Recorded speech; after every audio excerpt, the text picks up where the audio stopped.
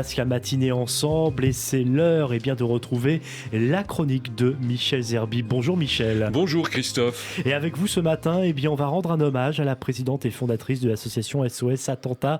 Elle avait obtenu pour les victimes du terrorisme le statut de victime civile de guerre. Elle s'est éteinte le 17 mai dernier à l'âge de 73 ans. Il s'agit de Françoise Rudetsky. Elle aura mené une vie de combattante au service des ordres et au service des autres. Et Radio J a été très proche durant ces 30 dernières années de cette femme exceptionnelle que vous avez bien connue, Michel. Oui Christophe, j'ai eu cette chance, ce privilège et même cet honneur d'avoir rencontré très tôt Françoise Rudetsky à l'époque où l'on commençait à parler de cette femme survivante d'un attentat qui la première se leva en quelque sorte en France pour les victimes des attentats. Je ne savais pas que c'était la dernière fois que je la verrais en octobre au palais de justice au moment si difficile des témoignages des victimes de ce procès monstre du 13 novembre.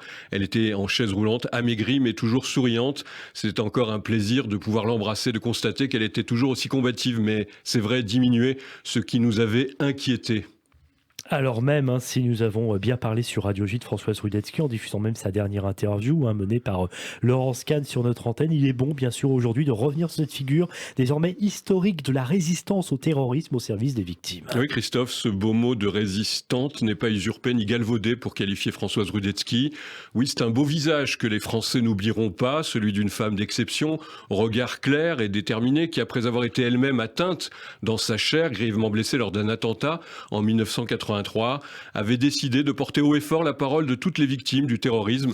Françoise Rudetsky, qui selon sa fille Déborah, aura milité pour la reconnaissance et la prise en charge des victimes d'attentats jusqu'au bout. Le président de la République, d'ailleurs Emmanuel Macron, avait salué sur Twitter la vie de douleur, de combat et de victoire d'une figure tutélaire pour toutes les victimes d'attentats qui puisait, dit-il, sa sensibilité dans son histoire personnelle. Qui était vraiment cette femme au sourire si doux, Michel? Oui, Christophe, elle était née à Neuilly-sur-Seine en 48, de parents rescapés de la Shoah. Françoise Rudetsky avait été victime, donc le 23 décembre 83, d'un attentat à la bombe au restaurant Le Grand Véfour, sous les arcades du Palais Royal. Elle fêtait ses 10 ans de mariage avec son mari. L'explosion avait projeté une porte métallique qui avait écrasé les jambes de la jeune femme d'affaires. Elle aura subi des dizaines d'opérations pour soigner ses blessures. Elle avait contacté le VIH, le sida et le virus de l'hépatite lors d'une transfusion. Françoise Rudetsky, on s'en souvient, avait raconté cette épreuve dans une biographie poignante parue en 2004 qui s'appelait Triple peine aux éditions Calman Lévy. Allusion à l'attentat, à sa contamination, longtemps tue, et à la disparition d'une partie de sa famille dans la Shoah. Un drame qui remontait à la surface pendant son hospitalisation. À cette époque, dit-elle, on ne parlait jamais des victimes. Nous avait-elle déclaré sur Radio J, le mot victime était un peu comme un mot qu'il ne fallait pas prononcer et seuls les médecins s'occupaient des victimes. Son témoignage, déchirant, marquait une sorte de bilan de sa vie et de son action si novatrice et audacieuse. Alors revenons un moment sur son action et son travail militant qui auront marqué aussi l'histoire du droit en France. Oui, on va essayer de l'expliquer, Christophe. Elle était juriste de formation, femme d'entreprise brillante, on l'a dit. Elle a donc créé SOS Attentat, première association de défense des victimes d'actes de terrorisme en décembre 1985. C'est la date qui marquait d'ailleurs le début d'une vague d'attentats meurtriers qui étaient liés au conflit au Proche-Orient. Il y aura notamment il y avait déjà eu l'attentat de la rue des Rosiers, pour ne citer que celui-là. Dès 1986, elle avait obtenu la création d'un fonds de garantie des victimes des actes de terrorisme qui était financé par un petit prélèvement sur chaque contrat d'assurance de biens, une garantie d'ailleurs étendue en 1990 à l'ensemble des infractions pénales comme les viols, les agressions, les braquages. Elle était d'ailleurs restée membre du conseil d'administration de cet organisme jusqu'à sa mort. Alors, autre avancée majeure qu'il faut bien comprendre, elle avait fait reconnaître aux victimes du terrorisme le statut de victime civile de la guerre et la possibilité pour les associations de se porter partie civile lors des procès. Et Françoise Rudetsky avait également œuvré pour qu'un mémorial soit érigé pour toutes les victimes du terrorisme en 2018.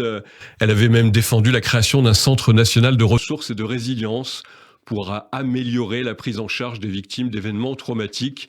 Et je cite encore l'Élysée, le président Macron, « Nul n'a fait progresser le droit des victimes du terrorisme autant que Françoise Rudetsky ». Par ailleurs, on le disait, les chroniqueurs judiciaires auront souvent croisé cette femme élégante aux boucles brunes, aux audiences des palais de justice de Paris, où elle se déplaçait à l'aide de béquilles, puis en chaise roulante électrique. Nous mesurons la perte que cela va représenter pour les familles, avait déclaré d'ailleurs Frédéric Bilbal, avocat de plusieurs dizaines de familles des attentats du 13 novembre. Et très rapidement, pour conclure, Michel, Françoise Rudetsky avait pour devise, sans doute on peut dire 4 verbes, guérir, accompagner, prévenir et se souvenir. Exactement, c'est bien résumé, Christophe.